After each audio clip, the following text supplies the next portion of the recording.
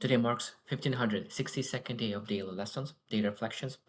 And today I was thinking about emotions. Last 3 days I am in a challenge of naming and labeling my emotions. And I find out that sometimes it's not easy. But what I found as well is that there's so many different emotions that I never thought about. There is tender, there is softened, there is held, there is steady. There's so many different emotions. And I was thinking as well, like, there is a language of emotions. And I think that we need to learn that language of our emotions. And I was starting reflecting why it's so important of learning that language of emotions.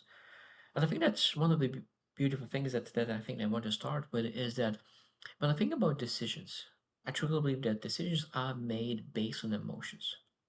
And then we rationalize it on our thoughts, on our perspectives. And knowing that we make decisions on emotions and then we rationalize it, I think it is extremely important to understand what kind of emotion triggered us to make the decision.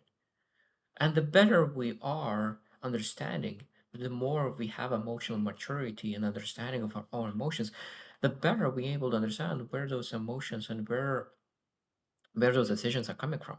So today we'll share six things that I think that we need to understand about emotions so we can really have a better vocabulary regarding emotions. So number one is that emotions are data, not drama. And it's such an interesting thing. It means when you look at emotions and you really look into anger, sadness, and a lot of different negative potential emotions, we're able to look into, okay, where that anger is coming from. That is data point. Okay, I'm angry. That's where it came from. So maybe the boundary was crossed. Maybe you look into your sadness and like where the sadness is coming from. Maybe there is some kind of loss or unmet need.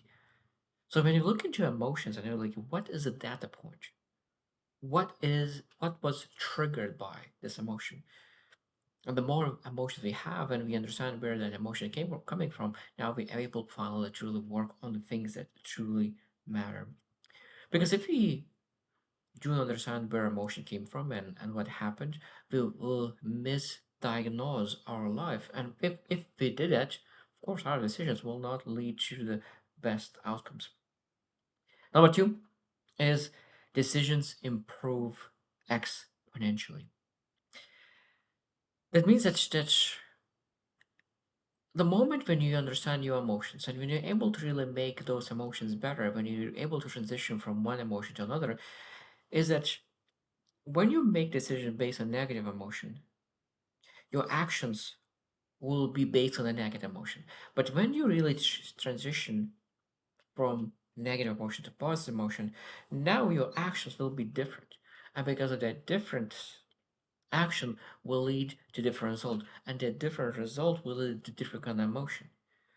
There's a massive cycle because you can really go to one cycle where negative emotions lead to negative decisions, that negative decisions lead to negative actions, and those negative actions lead to negative results, and those negative results lead to negative emotions, and those negative emotions is in a cycle. But you can really position into a total different cycle. Positive emotions lead to positive decisions lead to positive actions lead to positive results, and those positive results lead to positive emotions. And again, this is a cycle. And we need to understand that if we don't do that, we potentially are in a high function house. So the extreme important is understanding high intelligence without emotional literacy could really lead to house. Number three is connection becomes real. What it means is that if you do not understand your own emotions, how are we supposed to understand other person's emotions? That means that if we misread ourselves, probably we'll misread other people. And because we're not able to go deep in ourselves, we're not able to go deep into others. And that leads to surface level connections. So when we want to really become, we want to have deeper conversations, deeper connections, nurture relationships. Maybe it's time to nurture our understanding, emotional maturity. And the better you understand your emotions, the better you are in awareness of what emotions are and where they're coming from, the better you're able to ask right questions, understand where other person is, and other person feels loved because he's heard. Because I love the saying that feeling heard is the same feeling as almost feeling loved. And when people feel that you understand where they're coming from and what they're feeling, that's will lead to better outcomes. Number four is freedom from internal house. I think that it's it's easy to be anxious, reactive, frustrated when you do not understand your own decision sometimes. Like it's like, why did they make that decision? Why did they thought this way? And of course that will create a lot of internal house.